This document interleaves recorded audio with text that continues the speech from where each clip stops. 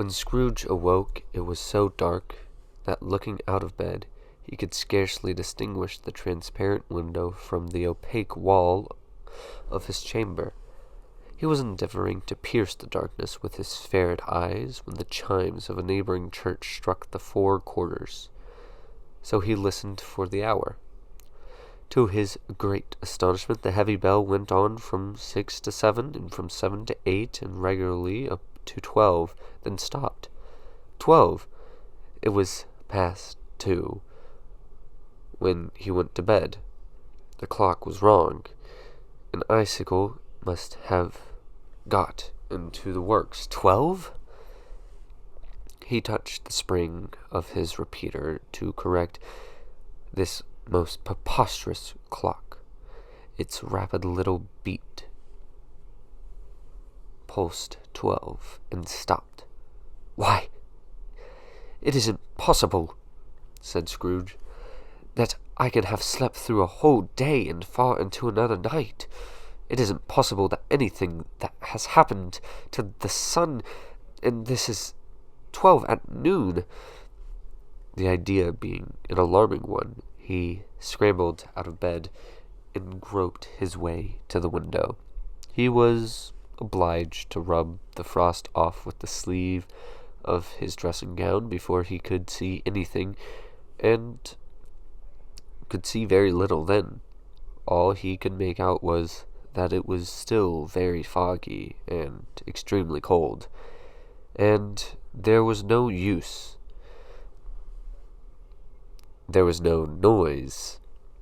of people running to and fro and making a great stir, as there unquestionably would have been if night had beaten off bright day and taken possession of the world. This was a great relief, because 3 days after sight of the first of exchange pay to Mr. Ebenezer Scrooge or his order, and so forth, would have become a mere United States security if there were no day to count by. Scrooge went to bed and thought and thought and thought it over and over and over, and could make nothing of it. The more he thought, the more perplexed he was, and the more he endeavored not to think. The more he thought, Marley's ghost bothered him exceedingly. Every time he resolved within himself, after mature inquiry, that it was all a dream, his mind flew back again like a strong spring released to its first position, and presented the same problem to be worked all through. Was it a dream or not? Scrooge lay in his state until the chimes had gone 3 quarters more, when he remembered on a sudden that the ghost had warned him of a visitation when the bell tolled 1. He resolved to lie awake until the hour was past, and considering that he could no more go to sleep than go to heaven, this was perhaps the wisest resolution in his power. The quarter was so long that he was more than once convinced that he must have sunken into a doze unconsciously and missed the clock. At length it broke upon his listening ears. "Ding dong. 1/4 past," said Scrooge, counting. "Ding dong. 1/2 past," said Scrooge. "Ding dong. 1/4 to it," said Scrooge. "Ding dong." "The hour itself," said Scrooge triumphantly, "and nothing else." He spoke before the hour bell sounded, which it now did with a deep, dull, hollow, melancholy 1. Light flashed up in the room upon the instant. The curtains of his bed were drawn. The curtains of his bed were drawn aside, I tell you, by a hand. Not the curtains at his feet, nor the curtains at his back, but those to which his face was addressed. The curtains of his bed were drawn aside, and Scrooge, startling up into a half-recumbent attitude, found himself face to face with an unearthly visitor who drew them as close to it as I am now to you, and I am standing in the spirit at your elbow. It was a strange figure, like a child, yet not so like a child as like an old man, viewed through some supernatural medium which gave him the appearance of having receded from the view and being diminished to a child's proportion. Its hair, which hung about its neck and down its back, was white as if with age, and yet the face had not a wrinkle in it, and the tenderest bloom was on the skin. The arms were very large and muscular, the hands the same as its hold were of uncommon strength, its legs and feet most delicately formed were, like those upper members, bare. It wore a tunic of the purest white, and its waist was bound a lustrous belt, the sheen of which was beautiful. It held a branch of fresh green holly in its hand, and, in singular contradiction of that wintry emblem, had its dress trimmed with summer flower. But the strangest thing about it was that from the crown of its head there sprung a bright, clear jet of light, by which all this was visible, and which was doubtless the occasion of its using, in its duller moments, a great extinguisher for a cap, which it now held under its arm. Even this, though when Scrooge looked at it with increasing steadiness, was not its strangest quality, for at its belt sparkled and glittered now in one part, and now in another, and what was light one instant at another time was dark, so the figure itself fluctuated in its distinctness, being now a thing with one arm, now with one leg, now with 20 legs, now a pair of legs without a head, now a head without a body, of which dissolving parts no outline would be visible in the dense gloom wherein they melted away. And in the very wonder of this, it would be itself again, distinct and clear as ever.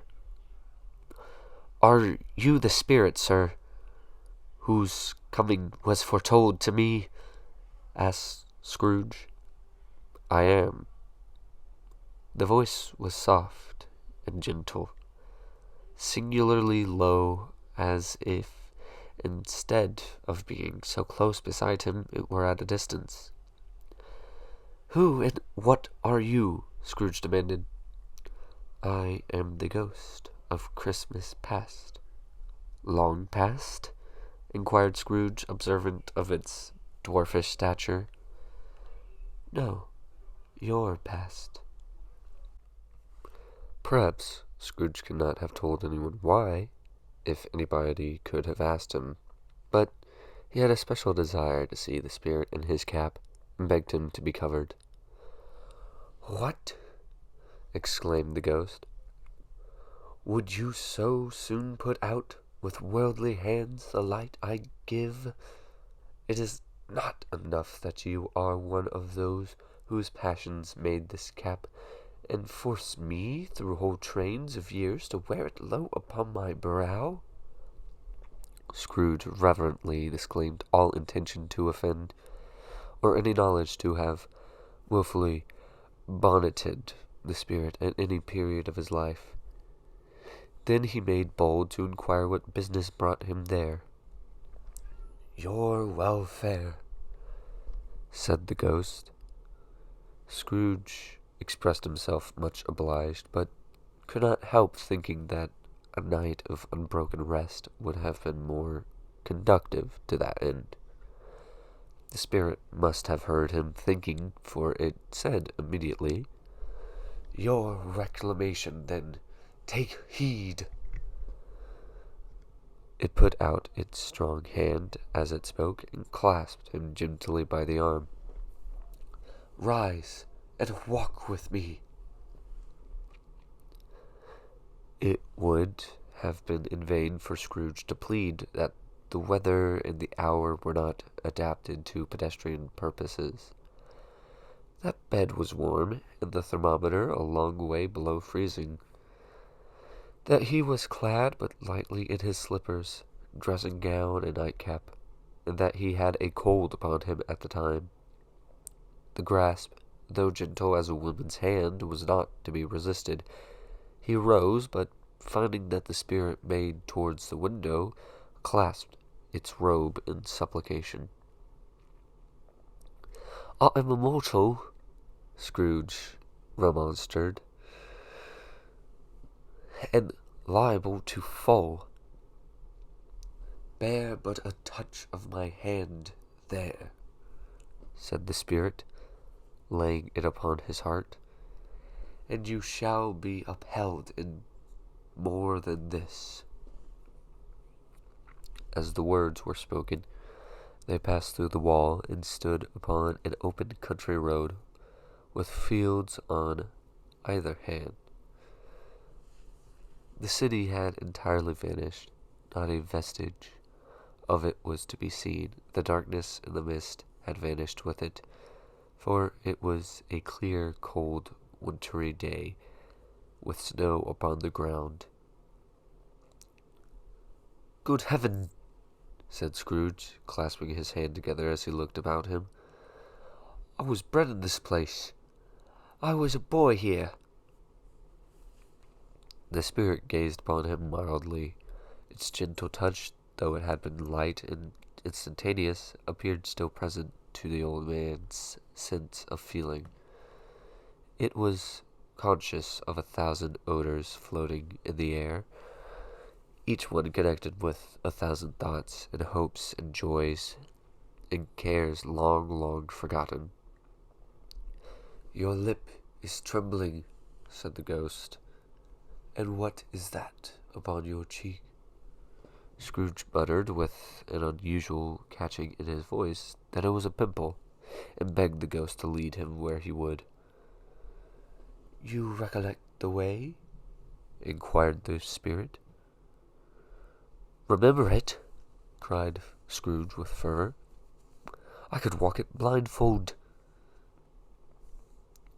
"Strange to have forgotten it for so many years," observed the ghost. "Let us go on." They walked along the road, Scrooge recognizing every gate and post and tree, until a little market town appeared in the distance, with its bridge, its church, and winding river. Some shaggy ponies now were seen trotting towards them, with boys upon their backs, who called to other boys in country gigs and carts driven by farmers. All these boys were in great spirits, and shouted to each other until the broad fields were so full of merry music that the crisp air laughed to hear it. "These are but shadows of the things that have been," said the ghost. "They have no consciousness of us." The jocund travelers came on, and as they came, Scrooge knew and named every one of them. Why was he rejoicing beyond all bounds to see them? Why did his whole glisten, and his heart leap up as they went past? Why was he filled with gladness when he heard them give each other Merry Christmas as they parted at crossroads and byways for their several homes? Why was Merry Christmas to Scrooge? Out upon Merry Christmas! What good had it ever done to him? "The school is not quite deserted," said the ghost. "A solitary child, neglected by his friends, is left there still." Scrooge said he knew it, and he sobbed. They left the high road by a well-remembered lane, and soon approached a mansion of dull red bricks, with a little weathercock-surmounted cupola on the roof, and a bell hanging in it. It was a large house, but one of broken fortunes. For the spacious offices were little used. Their walls were damp and mossy, their windows broken, and their gates decayed. Fowls clucked and strutted in the stables, and the coach houses and sheds were overrun with grass. Nor was it more retentive of its ancient state within. For entering the dreary hall and glancing through the open door of many rooms, they found them poorly furnished, cold, and vast. There was an earthy savour in the air, a chilly bareness in the place, which associated itself somehow with too much getting up by candlelight, and not too much to eat.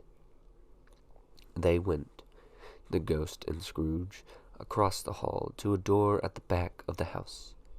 It opened before them, and disclosed a long, bare, melancholy room, which barer still by lines of plain deal forms and desks.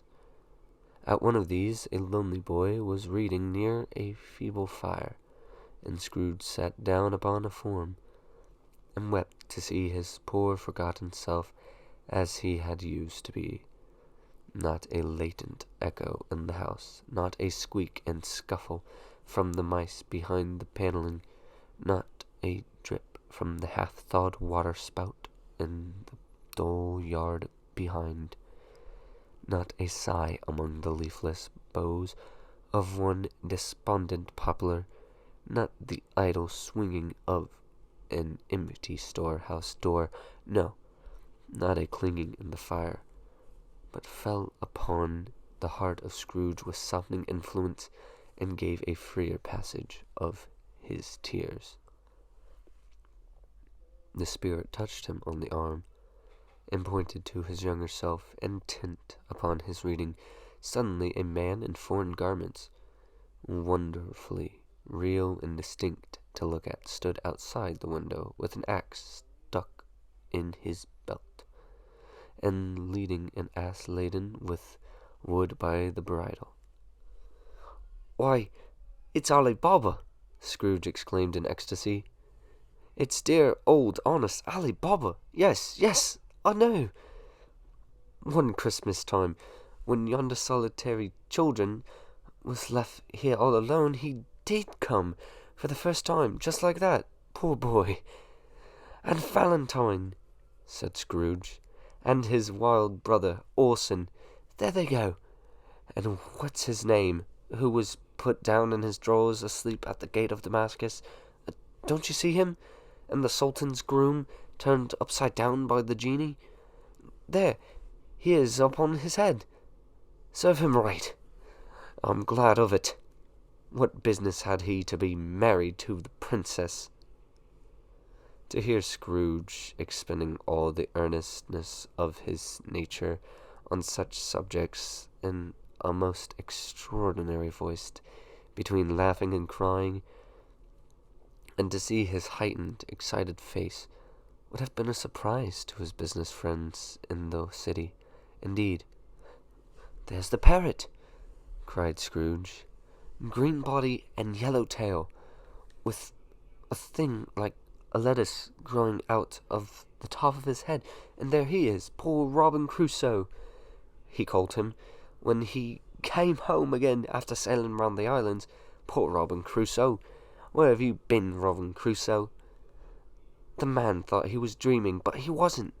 It was the parrot, you know. There goes Friday, running for his life to the little creek. Halloa, hoop, halloo!" Then, with a rapidity of transition very foreign to his usual character, he said, in pity of his former self, "Poor boy!" and cried again. "I wish," Scrooge muttered, putting his hand in his pocket and looking about him, after trying his eyes with his cuff, "but it's too late now." "What is the matter?" asked the spirit. "Nothing," said Scrooge. "Nothing. There was a boy singing a Christmas carol at my door last night. I should like to have given him something, that's all." The ghost smiled thoughtfully and waved its hand, saying as it did, "Let us see another Christmas." Scrooge's former self grew larger at the words, and the room became a little darker and more dirty. The panels shrunk. The windows cracked. Fragments of plaster fell out of the ceiling, and the naked laths were shown instead. But how all this was brought about, Scrooge knew no more than you do. He only knew that it was quite correct, that everything had happened, so that there he was, alone again, when all the other boys had gone home for the jolly holidays. He was not reading now, but walking up and down despairingly. Scrooge looked at the ghost, and with a mournful shaking of his head, glanced anxiously towards the door. It opened, and a little girl, much younger than the boy, came darting in, and putting her arms about his neck, and often kissing him, addressing him as "Dear, dear brother."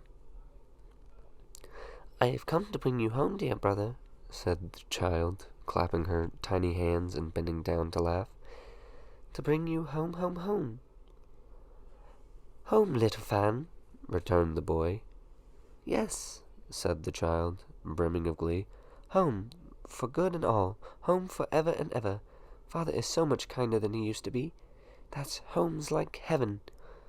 He spoke so gently to me one dear night when I was going to bed, that I was not afraid to ask him once more if you might come home, and he said yes, you should, and sent me in a coach to bring you. And you're to be a man," said the child, opening her eyes, "and are never to come back here. But first, we're to be together all the Christmas long, and have the merriest time in all the world." "You are quite a woman, little Fan," exclaimed the boy. She clapped her hands and laughed, and tried to touch his head, but being too little, laughed again, and stood on tippy-toe to embrace him. Then she began to drag him, in her childish eagerness, towards the door, and he, nothing loath to go, accompanied her. A terrible voice in the hall cried, "Bring down Master Scrooge's box there," and in the hall appeared the schoolmaster himself, who glared on Master Scrooge with a ferocious condescension, and threw him into a dreadful state of mind by shaking hands with him. He then conveyed him and his sister into the veriest old well of shivering best parlor that ever was seen, where the maps upon the wall and the celestial and terrestrial globes in the windows were waxing with cold.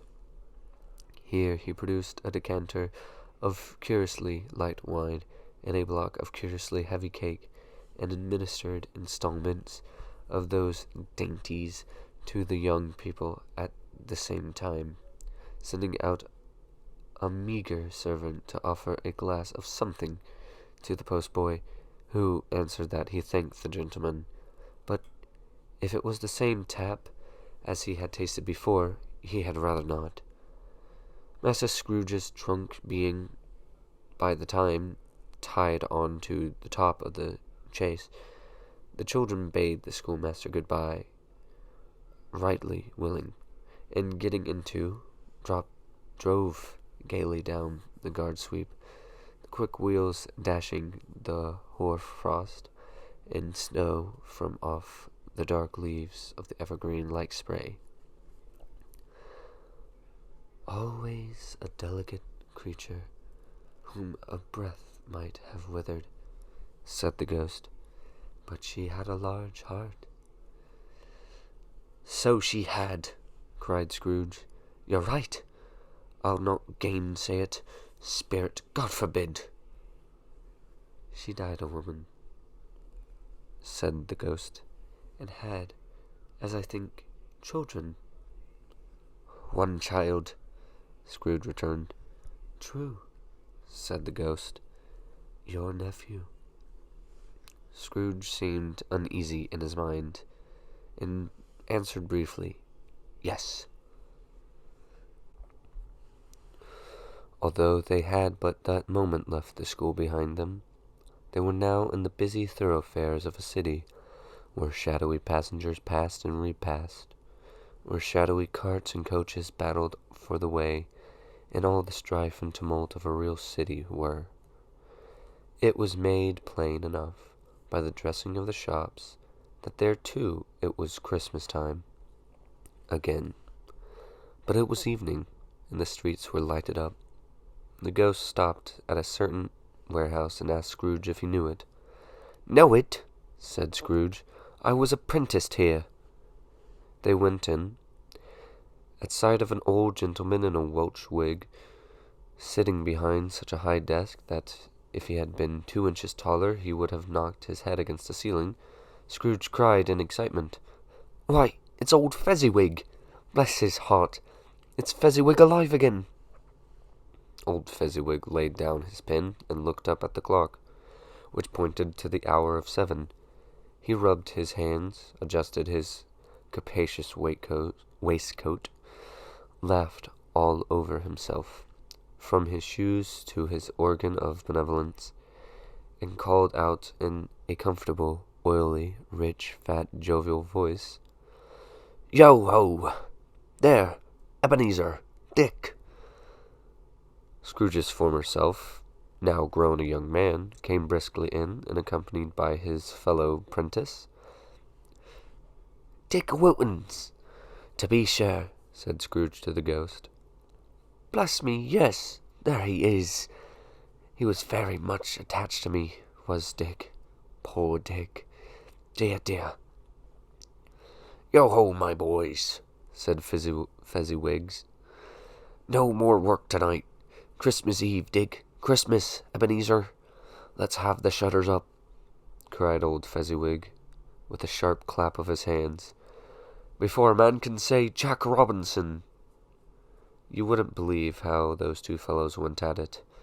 They charged into the street with the shutters, 1, 2, 3, had 'em up in their places, 4, 5, 6, barred 'em and pinned 'em, 7, 8, 9, and came back before you could have got to 12, panting like racehorses.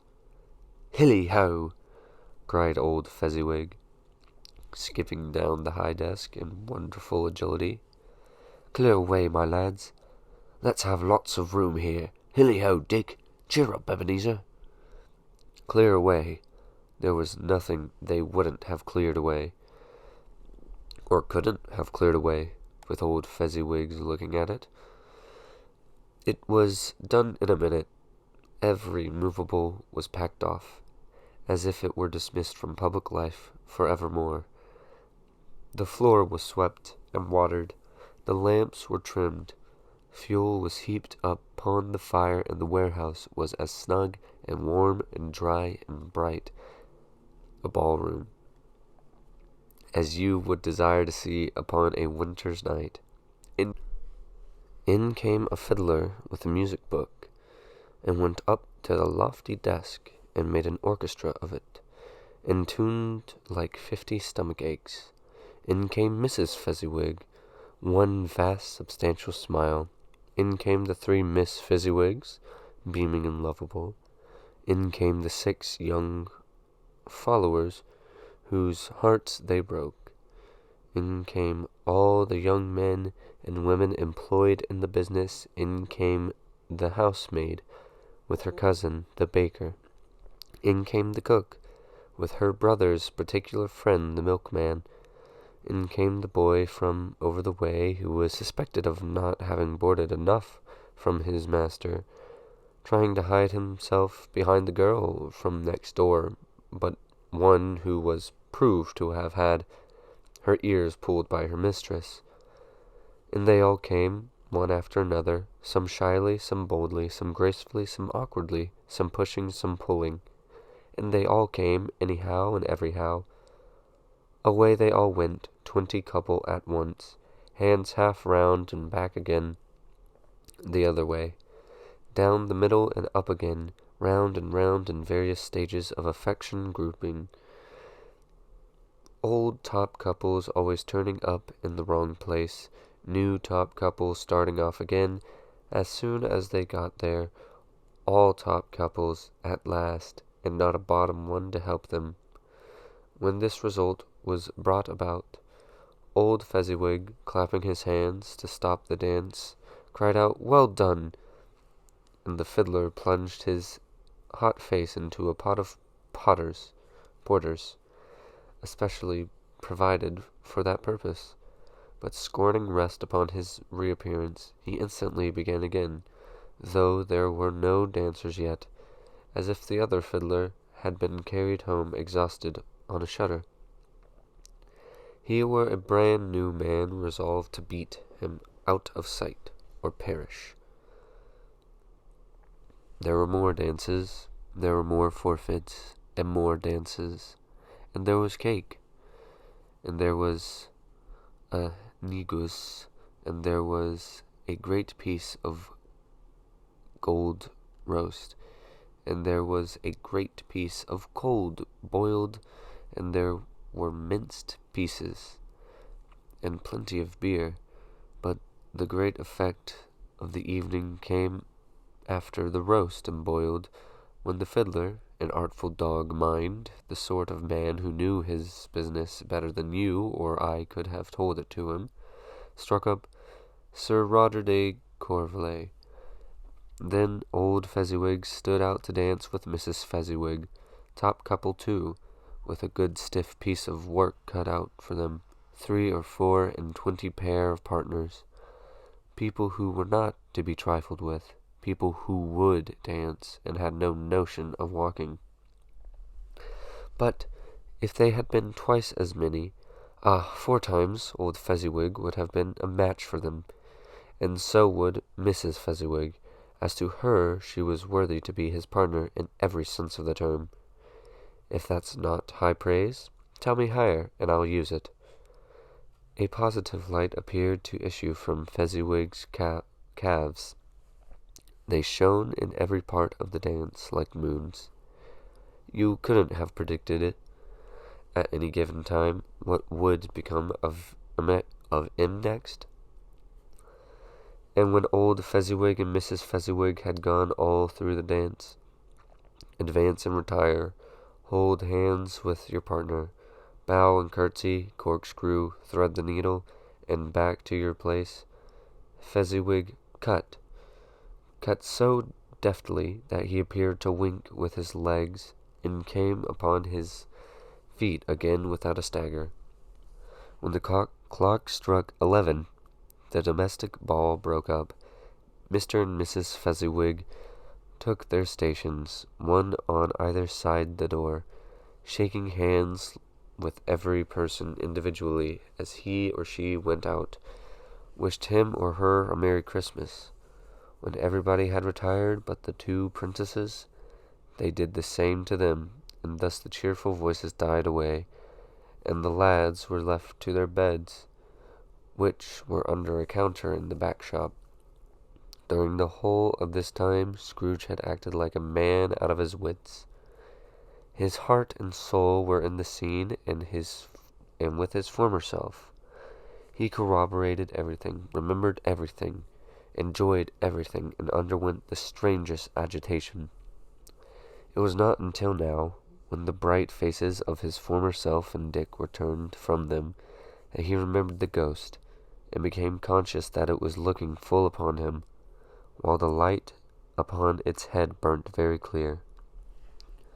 "A small matter," said the ghost, "to make these silly folks so full of gratitude." "Small," echoed Scrooge. The spirits signed to him to listen to the apprentices, who were pouring out their hearts in praise of Fezziwig, and when he had done so, said, "Why, is it not? He has spent but a few pounds of your mortal money 3 or 4, perhaps. Is that so much that he deserves this praise? It isn't that, said Scrooge, heated by the remark, and speaking unconsciously like his former, not his latter self. It isn't that, Spirit. He has the power to render us happy or unhappy, to make our service light or burdensome, a pleasure or a toll. Say that his power lies in words and looks, in things so slight and insignificant that it is impossible to add and count them up. What then? The happiness he gives is quite as great as it costs a fortune. He felt the Spirit's glance and stopped. What is the matter? Asked the ghost. Nothing particular, said Scrooge. Something, I think, the ghost insisted. No, said Scrooge. No, I should like to be able to say a word or two to my clerk just now, that's all. His former self turned down the lamps as he gave utterance to the wish, and Scrooge and the ghost again stood side by side in open air. My time grows short, observed the Spirit. Quick. This was not addressed to Scrooge or to anyone whom he could see, but it produced an immediate effect, for again Scrooge saw himself. He was older now, a man in the prime of life. His face had not the harsh and rigid lines of later years, but it had begun to wear the signs of care and avarice. There was an eager, greedy, restless motion in the eyes, which showed the passion that had taken root, and where the shadow of the growing tree would fall. He was not alone, but sat by the side of a fair young girl in a mourning dress, in whose eyes there were tears which sparkled in the light that shone out of the ghost of Christmas past. It matters little, she said softly, to you very little. Another idol has displaced me, and if it can cheer and comfort you in time to come, as I would have tried to do, I have no just cause to grieve. What idol has displaced you? He rejoined. A golden one. This is the even-handed dealing of the world, he said. There's nothing on which it is so hard as poverty, and there's nothing it professes to condemn with such severity as the pursuit of wealth. You fear the world too much, she answered gently. All your other hopes have merged into the hope of being beyond the chance of its sordid reproach. I have seen you nobler aspirations fall off one by one until the master passion, gain, engrosses you, have I not? What then? He retorted. Even if I have grown so much wiser, what then? I am not changed towards you. She shook her head. Am I? Our contract is an old one. It was made when we were both poor and content to be so, until, in good season, we could improve our worldly fortune by our patient industry. You are changed. When it was made, you were another man. I was a boy, he said impatiently. Your own feelings tell you that you are not what you are, she returned. I am. That which promised happiness when we were one in heart is fraught in misery now that we are two. How often and how keenly I have thought of this, I will not say. It is enough that I have thought of it, and can release you. Have I ever sought release? In words? No, never. In what, then? In changed nature, and an altered spirit, and another atmosphere of life, another hope as its great end, in everything that made my love of any worth or value in your sight. If this had never been between us, said the girl, looking mildly with steadiness upon him, tell me, would you seek me out and try to win me now? Ah, no. He seemed to yield to the justice of this supposition, in spite of himself. He said with a struggle, "You think not." "I would gladly think otherwise if I could," she answered. "Heaven knows, when I have learned a truth like this, I know how strong and irresistible it must be. But if you were free today, tomorrow, yesterday, can even I believe that you would choose a dowerless girl? You who, in your very confidence with her, weighing everything by gain, or choosing her, if for a moment you were false enough to your own guiding principle to do so, do I not know that your repentance and regret would surely follow? I do, and I release you, with a full heart, for the love of him you once were."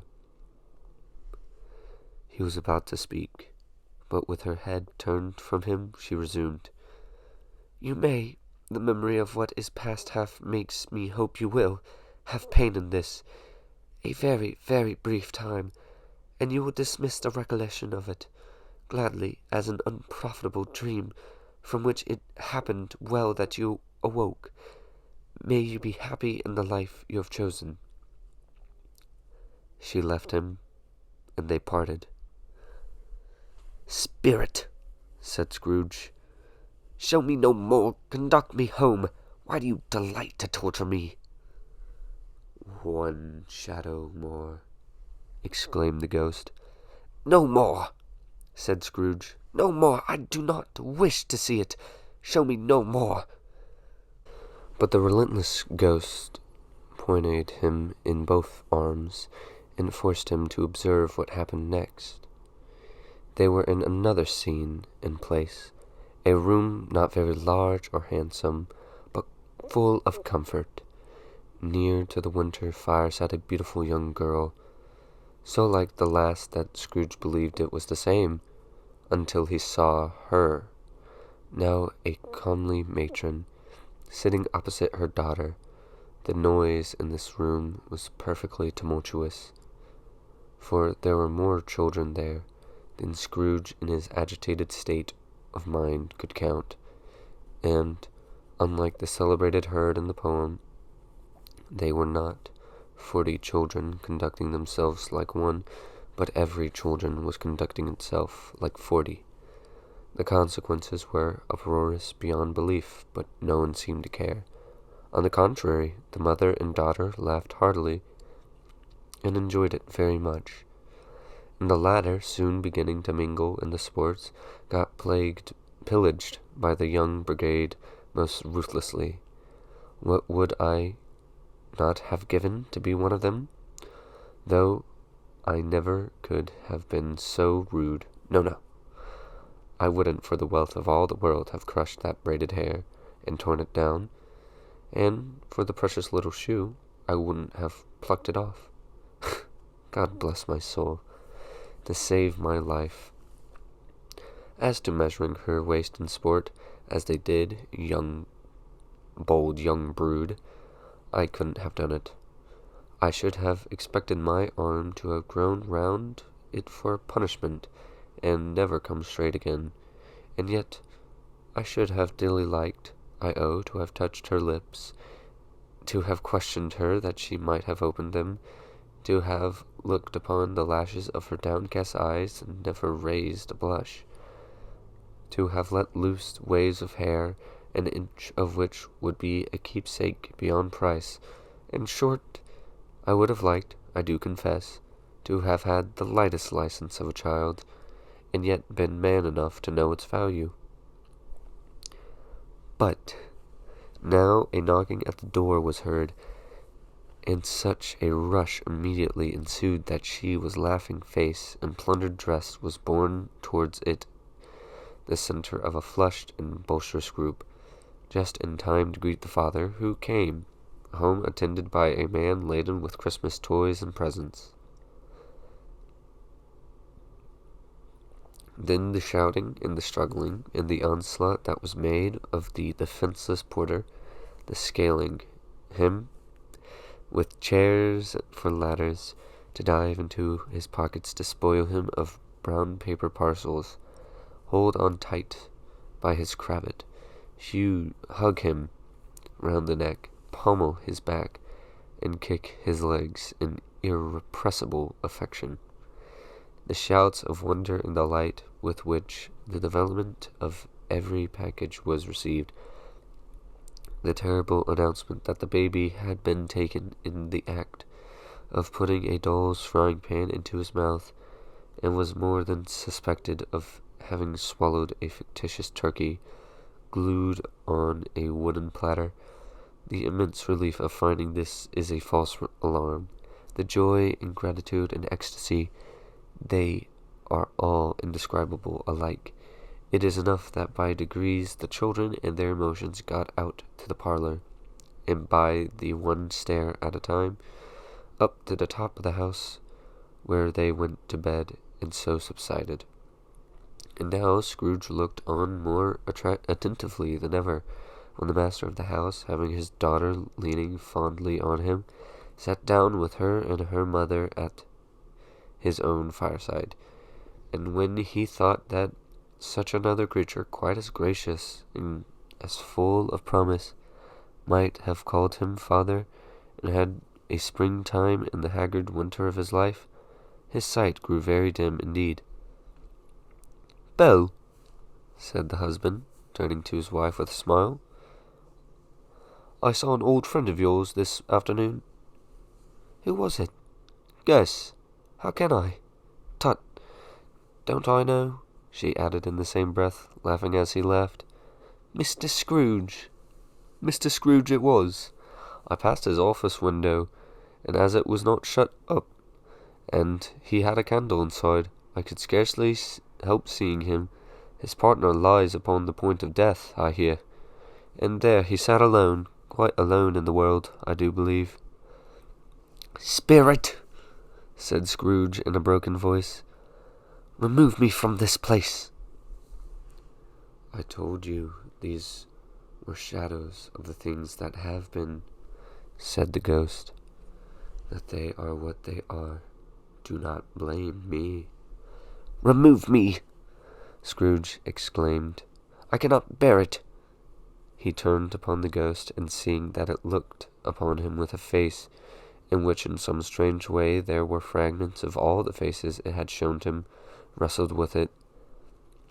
"Leave me! Take me back! Haunt me no longer!" In the struggle, if that can be called a struggle, in which the ghost, with no visible resistance on its own part, was undisturbed by an effort of its adversary, Scrooge observed that its light was burning high and bright, and dimly connecting that with its influence over him, he seized the extinguisher cap, and by a sudden action pressed it down upon its head. The spirit dropped beneath it, so that the extinguisher covered its whole form. But though Scrooge pressed it down with all his force, he could not hide the light which streamed from under it in an unbroken flood upon the ground.